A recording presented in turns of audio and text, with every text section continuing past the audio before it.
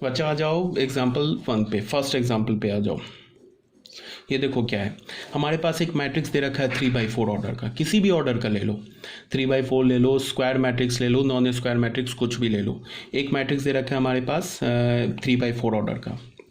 अब मैं क्या करना चाह रहा हूँ, रो ट्रांसफॉर्मेशन यूज़ करना चाह रहा हूँ। अच्छा, इसमें एक बात और याद रखोगे कि जो रो ट्रांसफॉर्मेशन यूज़ होता है ना वो प्री मल्टीप्लायर पर होता है, और जो कॉलम ट्रांसफॉर्मेशन यूज़ होता है वो पोस्ट मल्टीप्लायर पे होता है। जैसे ये देखो, यहाँ रो ट्रांसफॉर्मेशन क्या कर रहे हैं, आई पर कर रहे हैं, ये क्या है, ए का प्री मल्टीप्लायर है। यहाँ आई पर हम कॉलम ट्रांसफॉर्मेशन कर रहे हैं, ये क्या है, ए का पोस्ट मल्टीप्लायर है। यहाँ फिर ए पर हम रो ट्रांसफॉर्मेशन अप्लाई कर रहे हैं, तो ये क्या है, बी का प्री मल्टीप्लायर है। और यहाँ बी पर क्या कर रहे हैं, कॉलम ट्रांसफॉर्मेशन अप्लाई कर रहे हैं, तो ये बी क्या है, ए का पोस्ट मल्टीप्लायर है। तो तुम याद कैसे रखोगे, तुम याद ऐसे रखोगे कि जो प्री मल्टीप्लायर पे हम जब भी रो ट्रांसफॉर्मेशन लगाएंगे तो वो प्री मल्टीप्लायर पे लगाएंगे, और पोस्ट ये कॉलम ट्रांसफॉर्मेशन लगाएंगे वो किस पर लगाएंगे, पोस्ट मल्टीप्लायर पे लगाएंगे। ठीक है, अब देख लो एग्जाम्पल, देख लो, क्लियर हो जाएगा। जैसे मैंने एक 3/4 ऑर्डर का एक मैट्रिक्स लिया, अब मैं क्या करना चाह रहा हूँ कि रो ट्रांसफॉर्मेशन यूज़ करना चाह रहा हूँ। तो रो ट्रांसफॉर्मेशन यूज़ करने के लिए मैंने क्या किया कि रो ट्रांसफॉर्मेशन को यूज़ करने के लिए, सॉरी,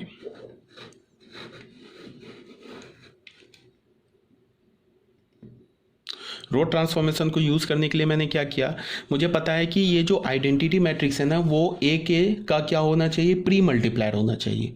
आइडेंटिटी मैट्रिक्स क्या होना चाहिए, का प्री मल्टीप्लायर। तो प्री मल्टीप्लायर होने के लिए मैंने इसका ऑर्डर क्या लिया, 3/3, तभी तो I3 इंटू ए करेंगे तो प्रोडक्ट वैलिड होगा। ठीक है, अब मैंने क्या किया कि ये आइडेंटिटी मैट्रिक्स उठाया 3/3 ऑर्डर का, इस पे अपने मर्जी से मैं ट्रांसफॉर्मेशन, रो ट्रांसफॉर्मेशन लेता चला गया। पहला रो ट्रांसफॉर्मेशन क्या लिया, R1 R3 को इंटरचेंज कर दिया, अपनी मर्जी से ले रहा हूँ। R2 को क्या किया मैंने, R2 इंटरसेक्स, R2 को चेंज किया -2 R2, फिर R3 को ले लिया R3 -R2। यहाँ 3 रो ट्रांसफॉर्मेशन लिया, तुम चाहो तो 2-4 और ले लो, 5-6 ले लो रो ट्रांसफॉर्मेशन, कोई फर्क नहीं पड़ता है। तो R3 -R2 किया तो हमें ये मैट्रिक्स मिल गया। ऐसे लिखने का मतलब क्या है कि जो पहली बार हमने रो ट्रांसफॉर्मेशन लिया तो ये जो मैट्रिक्स है ना, ये कैसा मैट्रिक्स हो गया हमारा, ये मैट्रिक्स कैसा हो गया हमारा, इक्विवेलेंट मैट्रिक्स। फिर यहाँ हमने लिया, ये इसका इक्विवेलेंट हो गया, इक्विवेलेंट हुआ, लास्ट में जो मैट्रिक्स बचा उसे हमने ई बोल दिया। ठीक है, अब हमने क्या किया, इस आइडेंटिटी मैट्रिक्स पे कौन कौन से रो ट्रांसफॉर्मेशन लिए, 3, एक ये, एक ये, एक ये, 3 रो ट्रांसफॉर्मेशन लिए। अब जो फाइनल मैट्रिक्स मिला ना हमें, ये जो रो ट्रांसफॉर्मेशन के बाद जो ई मैट्रिक्स मिला, इसको हमने ए से प्री मल्टीप्लायर कर दिया, प्री मल्टीप्लाई किया। तो प्री मल्टीप्लाई किया तो हमें मैट्रिक्स क्या मिल गया, ये देखो, ये मैट्रिक्स क्या मिल गया, ये मैट्रिक्स मिल गया। ठीक है, अब जो हमने ये 3 ट्रांसफॉर्मेशन लिया है ना, जो हमने 3 ट्रांसफॉर्मेशन लिया किसके साथ, I3 के साथ, वही सेम ट्रांसफॉर्मेशन किसके साथ लेंगे, ए के साथ। देखो, पहला वो सेम ट्रांसफॉर्मेशन, दूसरा, तीसरा, तो हमें क्या मिलेगा, पी। ठीक है, लास्ट में जो बचा ना मैट्रिक्स बचा, ये सब इक्विवेलेंट मैट्रिक्स होता जाएगा, उसे हमने पी बोला। अब फर्स्ट और सेकंड से देख लो, ये दोनों मैट्रिक्स इक्वल है, ई ए और पी इक्वल है। देख लो, E is equal to P. यहाँ ये मैट्रिक्स देखो, ये मैट्रिक्स देखो।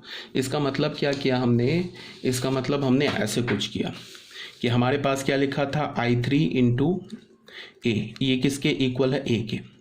ठीक है, इस पे हमने 3 एलिमेंट्री रो ट्रांसफॉर्मेशन लगा दिया, 3 एलिमेंट्री रो ट्रांसफॉर्मेशन लगा दिया। वही सेम एलिमेंट्री रो ट्रांसफॉर्मेशन यहाँ लगाया, same transformation, same row transformation लगाया। ठीक है, तो इसको मल्टीप्लाई करने के बाद हमें क्या, 3 रो ट्रांसफॉर्मेशन लगाने के बाद ये ई मैट्रिक्स बच गया, इसको हमने किससे मल्टीप्लाई कर दिया, ए से, वो किसके इक्वल हो गया, जब इस पे हम 3 रो ट्रांसफॉर्मेशन लगाए तो वो पी मैट्रिक्स हो गया, तो E is equal to P हो गया। अब तुम सोच रहे होगे सबका यूज़ क्या है, तो यूज़ बता रहा हूँ। ठीक है, पहले ये तो समझ में आना चाहिए कि अभी चल क्या रहा है। अब आ जाओ सेकेंड एग्जाम्पल पे। हमने एक 3/3 ऑर्डर का एक मैट्रिक्स ले लिया। ठीक है, अब हमने क्या किया कि I3 लिया। क्यों लिया I3, क्योंकि हमें एक के साथ ना पोस्ट मल्टीप्लाई करना है, तो हमने I3 लिया। I3 पर हमने 3 कॉलम ट्रांसफॉर्मेशन लगा दिए, एक ये, एक ये, एक ये। अब ये सब समझ रहे होगे, C1 को हमने चेंज किया C1 माइनस C3 इसका क्या मतलब है, थर्ड कॉलम के हर एक एलिमेंट को 3 से मल्टीप्लाई करो, फर्स्ट कॉलम के क्रॉसपॉन्डिंग एलिमेंट में सब्ट्रैक्ट कर दो। ठीक है, तो ये हमने 3 ट्रांसफॉर्मेशन लिया, तो लास्ट में क्या हमें बचा E। अब हमारे पास ये जो E बचा ना, इसको हमने A मैट्रिक्स से पोस्ट मल्टीप्लाई कर दिया, तो हमें ये मिल गया, इसको हमने फर्स्ट इक्वेशन बना दिया। अब हमने जो ये 3 कॉलम ट्रांसफॉर्मेशन लिया है, ये सेम कॉलम ट्रांसफॉर्मेशन ए पर अप्लाई कर दिया। सेम कॉलम ट्रांसफॉर्मेशन देख लो, तो सेम कॉलम ट्रांसफॉर्मेशन ए पर अप्लाई करने के बाद हमें क्या बचा, ये पी। तो फर्स्ट एंड सेकेंड से क्या हो गया, ई ए इज इक्वल टू पी। ठीक है, तो इसका क्या मतलब है ये बता रहा हूँ अभी। इसका यहाँ क्या बोला हमने, हमारे पास क्या मैट्रिक्स लिखा था, ए आई इज इक्वल टू ए, ऐसे लिखा था। इस पर हम ये हमारा, अब मैं अगर कॉलम ट्रांसफॉर्मेशन यूज़ करना चाह रहा हूँ तो पोस्ट मल्टीप्लायर पे कॉलम ट्रांसफॉर्मेशन यूज़ करूँगा।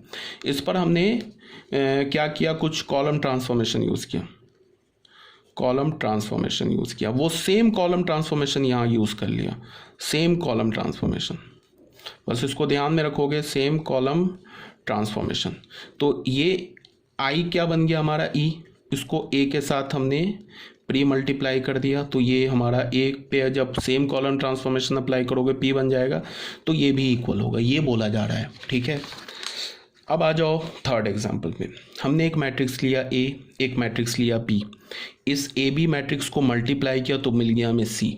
ठीक है, तो सी क्या हो गया, C is equal to A B, A B को मल्टीप्लाई किया हो गया। ठीक है, अब मैं मल्टीप्लाई करके नहीं दिखाऊंगा क्योंकि उसमें टाइम वेस्ट होगा। ठीक है, तो ए बी को मल्टीप्लाई किया तो सी मैट्रिक्स हो गया, तो ये हमारा सी मैट्रिक्स हो गया। अब मैं क्या करना चाह रहा हूँ कि मैंने क्या किया कि ये जो ए है ना, ए क्या लिखा है, बी के साथ प्री मल्टीप्लाई है ना, तो ए पर अगर मैं एलिमेंट्री रो तो क्या करूँगा, रो ट्रांसफॉर्मेशन यूज़ करूँगा। अगर बी पर मैं ट्रांसफॉर्मेशन यूज़ करना चाह रहा हूँ तो फिर कॉलम ट्रांसफॉर्मेशन यूज़ करूँगा। तो मैंने ए पर ट्रांसफॉर्मेशन लिया, तो ए पर मैंने ये 3 ट्रांसफॉर्मेशन लिया, तो ए एक बार R1 R3 किया तो ये मिल गया, फिर इसको चेंज किया R2 को क्या चेंज किया, ये एरो नहीं है, ये सिंगल एरो ऐसे, R2 को हमने क्या चेंज किया, R2 माइनस R1, फिर तो ये मिल गया। फिर इस पर क्या चेंज कर दिया, R2 को -2 R2 कर दिया, तो हमें ये मिल गया ए पे। फाइनल हमें ये मैट्रिक्स मिला, इसको ये मैट्रिक्स मिला। ठीक है, इसको हमने क्या बोल दिया, ई मैट्रिक्स बोल दिया। तो हम लोग क्या कर रहे हैं, ये देखो, हम लोग है ना ए पर प्री मल्टीप्लाई कर रहे हैं, ए मैट्रिक्स पर प्री मल्टीप्लायर कर रहे हैं। ये जो प्री मल्टीप्लायर है ना बी का ए, इस पर रो ट्रांसफॉर्मेशन अप्लाई कर रहे हैं, और वही सेम रो ट्रांसफॉर्मेशन सी पर अप्लाई करेंगे, सी का मतलब इस मैट्रिक्स पर अप्लाई करेंगे। ठीक है, तो यहाँ पे हमें क्या मिल गया, R3 पे ये किया तो इक्विवेलेंट मैट्रिक्स ए हो गया। अब ई बी मैट्रिक्स निकाल लिया, ई इंटू बी, ये क्या मिल गया, पी मैट्रिक्स हो गया, इसको हमने फर्स्ट बोल दिया। सेम रो ट्रांसफॉर्मेशन सी पर करेंगे। ठीक है, तो सी मैट्रिक्स तो इसके इक्वल है, इस पे पहला वो सेम रो ट्रांसफॉर्मेशन जो हमारे पास 3 है वो कर दिया, ये क्यू मिल गया, तो देख लो E B is equal to Q के इक्वल है। ये देखो मैट्रिक्स और ये मैट्रिक्स देखो इक्वल है। ठीक है, इसका क्या मतलब है ये बताया जा रहा है। इसका क्या मतलब है कि हमारे पास जब भी A B is equal to C लिखा होगा, ठीक है ना, तो अगर मैं ए पर, ए क्या है, बी का प्री मल्टीप्लायर है, तो अगर मैं प्री मल्टीप्लायर पर क्या करूंगा, रो ट्रांसफॉर्मेशन अप्लाई करूंगा।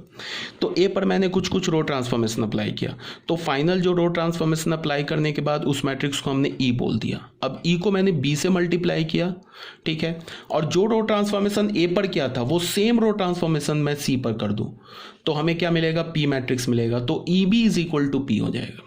ठीक है, इसका क्या मतलब है, इसका ये मतलब है कि तुम ऐसे देखो, इसका ये मतलब है कि अगर हमारे पास A B is equal to C given है ना, मान लो कि इस पर हमने कोई रो ट्रांसफॉर्मेशन अप्लाई कर दिया, ऐसे बोल दिया, R1 को चेंज किया, R1 माइनस R2 कर दिया।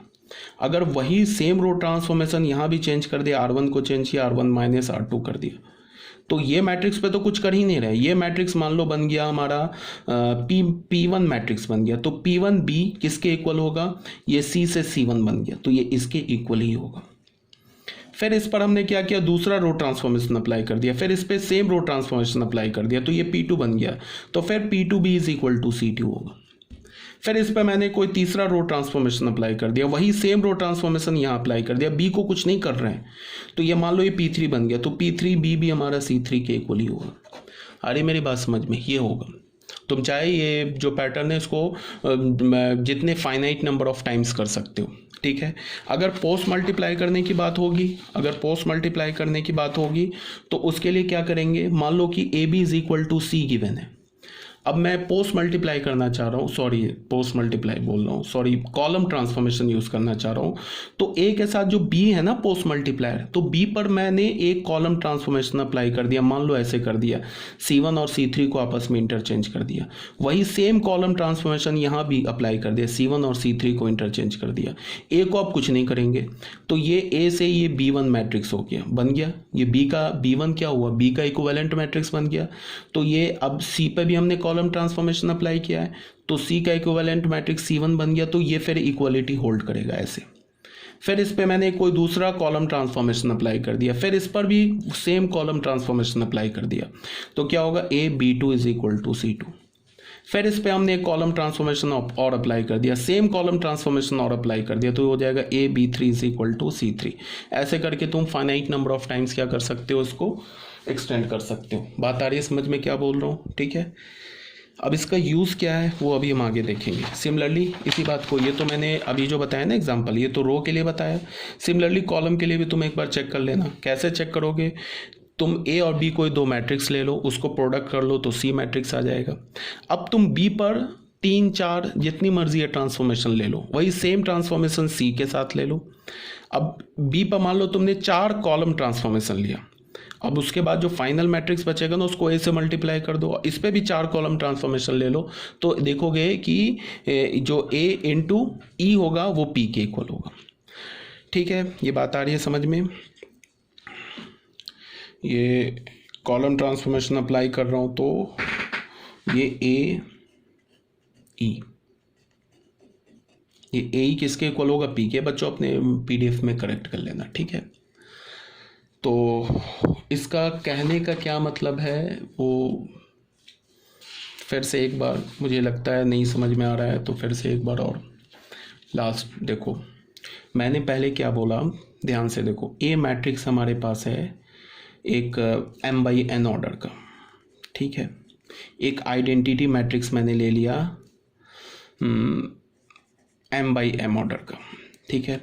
क्यों m/m ऑर्डर लिया, क्योंकि मैं i को a का प्री मल्टीप्लाई करना चाहता हूँ, तो i ये डिफाइंड हो जाएगा, बिकॉज इसका ऑर्डर क्या हमारे पास m/m, a का ऑर्डर क्या हमारे पास m/n, तो ये डिफाइंड हो जाएगी, किसके इक्वल होगा, a के। अब मैंने क्या बोला, i a के इक्वल है, ठीक है। अब मैंने क्या किया, i पर एक एलिमेंट्री रो ट्रांसफॉर्मेशन लिया। क्यों, बिकॉज आई जो है ना ए का प्री मल्टीप्लायर है, तो मैं बार बार बोल रहा हूँ कि प्री मल्टीप्लायर पे रो ट्रांसफॉर्मेशन लेंगे और पोस्ट मल्टीप्लायर पे कॉलम ट्रांसफॉर्मेशन लेंगे। तो आई पर हमने एक कोई रो ट्रांसफॉर्मेशन लिया, तो ये बन गया आई से, ये मान लो ये बन गया I1, इसको छोड़ दिया, ए रहने दिया। इस पर सेम रो ट्रांसफॉर्मेशन लिया, तो ये ए से बन गया A1, तो ये रिजल्ट आ जाएगा, ट्रू होगा ये। फिर इस पर हमने एक और रो ट्रांसफॉर्मेशन लिया, तो ये I से बन गया I2, ये A को ऑलरेडी, इस पर एक दूसरा सेम रो ट्रांसफॉर्मेशन लिया, तो ये बन गया A2, तो ये भी इक्वल ही होगा। ऐसे करके तुम एक्सटेंड कर सकते हो। फिर इस पर कोई रो ट्रांसफॉर्मेशन ले लो, वो बन जाएगा I से I3 into A, same row transformation यहाँ ले लो, तो ये A3 बन जाएगा। ऐसे करके होल्ड करेगा, ठीक है। अब मैंने क्या बोला कि हमारे पास एक मैट्रिक्स है m/n ऑर्डर का, एक हमने आइडेंटिटी मैट्रिक्स ले लिया n/n ऑर्डर का, ठीक है। तो अब IA डिफाइंड हो जाएगा, IA किसके इक्वल होगा, AI डिफाइंड हो जाएगा, AI किसके इक्वल होगा, A के। अब ये जो I है ना, ये पोस्ट मल्टीप्लाई है A के, तो यहाँ पे हमने कोई कॉलम ट्रांसफॉर्मेशन लिया, वही सेम कॉलम ट्रांसफॉर्मेशन यहाँ लिया, इस पर कुछ नहीं करेंगे अब। तो ये A, ये I1 हो जाएगा, ये A से A1 हो जाएगा, तो ये रिजल्ट होल्ड करेगा। सेम कॉलम ट्रांसफॉर्मेशन, कोई फिर दूसरा कॉलम ट्रांसफॉर्मेशन यहाँ लिया, वो सेम कॉलम ट्रांसफॉर्मेशन यहाँ लिया, तो ये A से I2 बन जाएगा, ये A1 से A2 बन जाएगा, फिर होल्ड करेगा। ऐसे करके तुम इसको भी एक्सटेंड कर सकते हो। ये बात आ गई समझ में।